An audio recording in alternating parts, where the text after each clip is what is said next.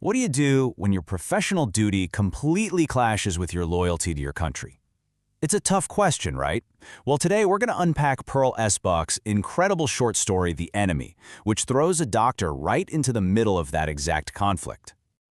All right, so to really get this, you have to picture the time period. We're talking World War II. It's a time of intense, bitter conflict between Japan and the United States. National identity, loyalty, that was everything. Every single citizen was expected to do their part for the war effort. And our story is set in a pretty isolated spot, a house built right on the rocky coast of Japan. It belongs to a very skilled surgeon. Here, the ocean is a constant presence. It's powerful, it's unpredictable, and it's about to wash an impossible problem right up to his front door. So try to put yourself in this scene. The mist is rolling in off the water, and you see something, a figure, emerging from the waves. He's been tossed ashore, he's bleeding, he's unconscious, and you quickly realize this is a soldier, an enemy soldier. Seriously, what's your move? Do you try to help him? Do you immediately turn him over to the authorities? Or do you just push him back into the sea and let fate take its course? This is the huge question that kicks off the entire story and forces one man to figure out who he really is. So let's meet our main character, Dr. Sadao Hoki. He's a renowned surgeon and scientist, living there with his wife, Hana. They're the ones who find this man on the beach. At first, they think maybe he's just a fisherman. But the truth is so much more dangerous. As they get a closer look, the pieces start clicking into place. The man is white. He's got a fresh gunshot wound in his back. And then, there it is, the final, undeniable proof. His beat-up cap has faint letters on it, U.S. Navy. This isn't just a stranger. He's an escaped American prisoner of war. He is, quite literally, the enemy. And boom! Just like that, a war ignites inside Dr. Sadao. Every single instinct he has as a Japanese patriot is screaming at him to either turn this man in or just let him die. But his entire life, his whole identity as a doctor is built on one simple, powerful principle. You save a life, any life you can. And this right here just lays out that conflict perfectly. On one side, you have the patriot thinking, he is my enemy. Sheltering him isn't just wrong, it's treason.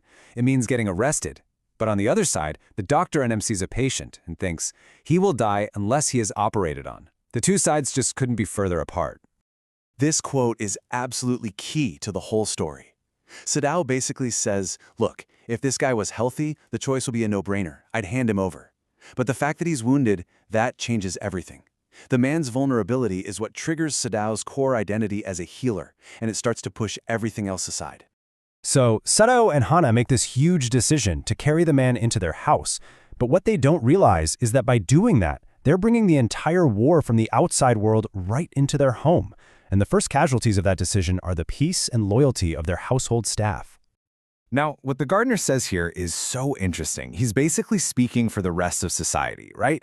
He's saying, look, the gun and the sea already decided this man's fate. By interfering, Dr. Sadao is messing with destiny, and that's going to bring bad things down on all of them. It's this wild mix of patriotism, fear, and even superstition. The servants want nothing to do with it. They refuse to even touch the American. So Hana, even though she's disgusted and scared, she steps up to help her husband. But the second Sadao starts the operation, the rest of the world just fades away. He's not a husband, he's not a patriot, he is a surgeon.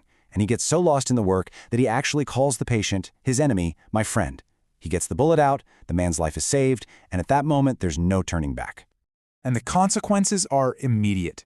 For a solid week, 7 days, the tension in that house is just thick. The servants are cold, they're watchful. And then, on the morning of that 7th day, they're just gone.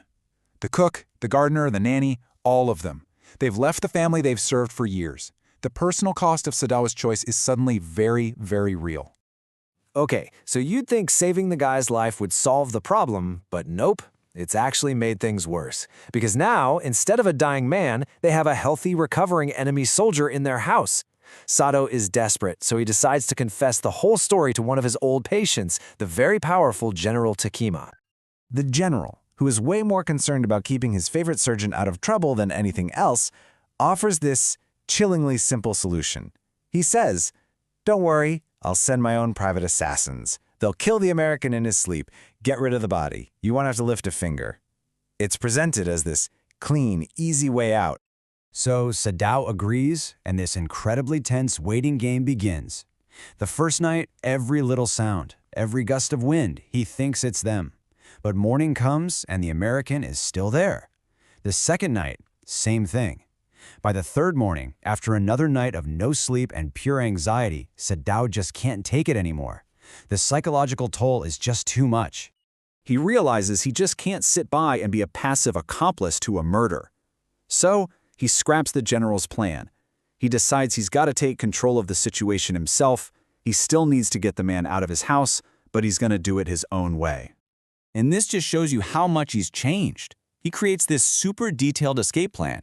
He gets him a boat, stocks it with food and water, tells him exactly where to row to find a Korean fishing boat.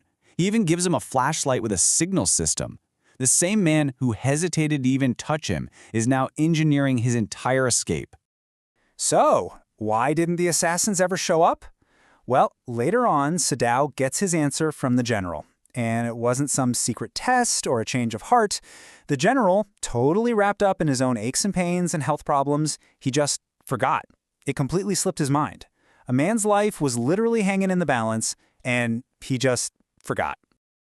So, the prisoner is gone. He's presumably safe. The servants eventually come back. The danger is over. But for Dr. Sadao, the story isn't finished. He's left alone on his porch, looking out at the sea, with one last, big, haunting question on his mind.